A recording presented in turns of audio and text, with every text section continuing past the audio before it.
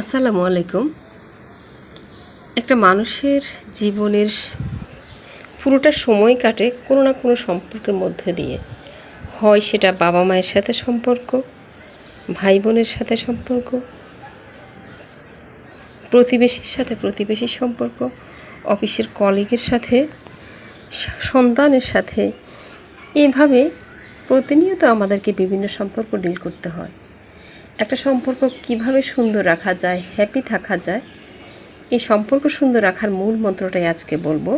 সেটা হচ্ছে, আমরা সকলেই আশা করি যে সম্পর্কের অপোজিট সাইডের মানুষটা আমাকে ভালো থাকতে দিচ্ছে না, আমাকে বুঝছে না, আমার সমস্ত কষ্টের কারণ, আমার দুঃখের কারণ, আমাকে বিভিন্ন ধরনের পরিস্থিতি চাপিয়ে দেওয়া বা এই জীবনের কষ্টগুলোর যে আমরা সাফার করে থাকি তার বড় অংশই আমার সম্পর্কের অপোজিট সাইডের মানুষটা।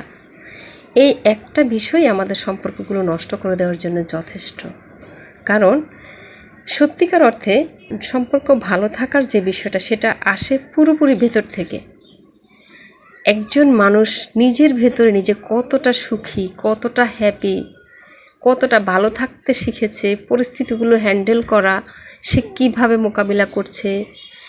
পরিস্থিতির উপর আমাদের হাত নেই, সেটা জীবনের বিভিন্ন সময়ে বিভিন্ন পরিস্থিতি আমাদের আসবেই, কিন্তু সেই পরিস্থিতিগুলো আমরা কিভাবে হ্যান্ডেল করছি, সেই পরিস্থিতিগুলোকে কিভাবে হ্যান্ডেল করে নিজের জন্য, সকলের জন্য সুন্দরভাবে মোকাবিলা করে নিজের জন্য কল্যাণটা খুঁজে পাওয়া, সেগুলো যদি আমরা শিখতে না পারি, নিজেকে ভালো রাখতে না পারি, নিজের ভালো মন্দগুলো বুঝতে না পারি, তাহলে কখনোই কোনো সম্পর্কে ভালো থাকা যায় না।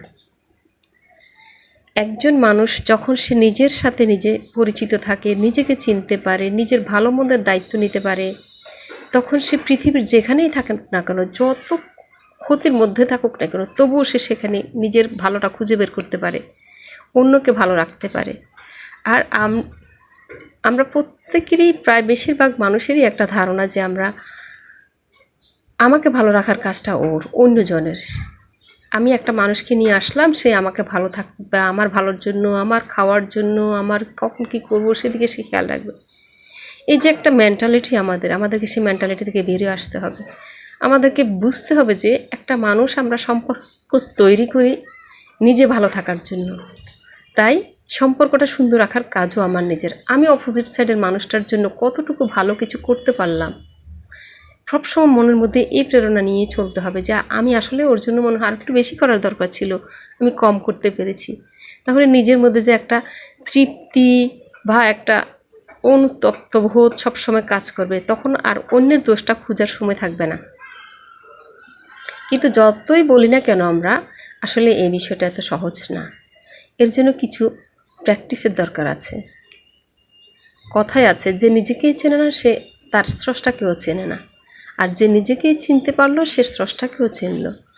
তাই নিজের কোয়ালিটিগুলো, নিজের দুর্বলতাগুলো, নিজের প্রতি নিজের আত্মবিশ্বাসগুলো কিভাবে চিনব, তার একটা সহজ উপায় হচ্ছে, এবং খুব প্রমাণিত সত্য একটা উপায় হচ্ছে, প্রতিদিন একটু একটু করে সময় নিয়ে চুপচাপ বসে থাকার প্র্যাকটিস করা।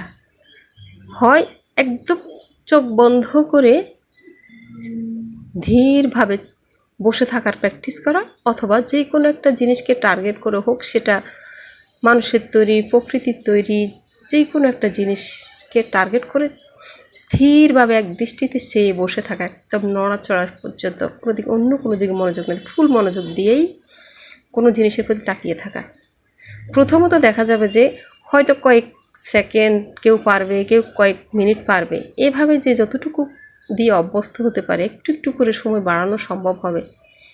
কেউ যখন নিজেকে এই পরিস্থিতিগুলোর মধ্য দিয়ে প্র্যাকটিসের মাধ্যমে নিজেরকে সমৃদ্ধ করতে পারে, আস্তে আস্তে তার মধ্যে স্থিরতা বাড়ে, দায়িত্ববোধ বাড়ে, নিজের যে কোনো খারাপ সিচুয়েশান থেকে স্থির থেকে সঠিক সিদ্ধান্তটা নিতে শেখে, এবং সর্বোপরি অন্যকে দোষারোপ করা কমে যায়। মানুষ বুঝতে পারে এখানে আমার কী করণীয়, আমি কীভাবে ভালো থাকতে পারতাম। আর যতক্ষণ পর্যন্ত নিজের থেকে স্থির হতে না পারবে, নিজেকে ভেতর থেকে না চিনবে, ততক্ষণ পর্যন্ত পৃথিবীর সেরা সম্পর্কের মধ্যে থাকলেও মানুষ কিন্তু দোষারোপই করবে এবং দিন শেষে ভালো থাকতে পারবে না। তাই সুস্থ, সুন্দর এবং হ্যাপি থাকার সবচেয়ে কার্যকর এবং প্রমাণিত সত্য পদ্ধতিই হচ্ছে ভেতর থেকে নিজেকে চিনতে পারা।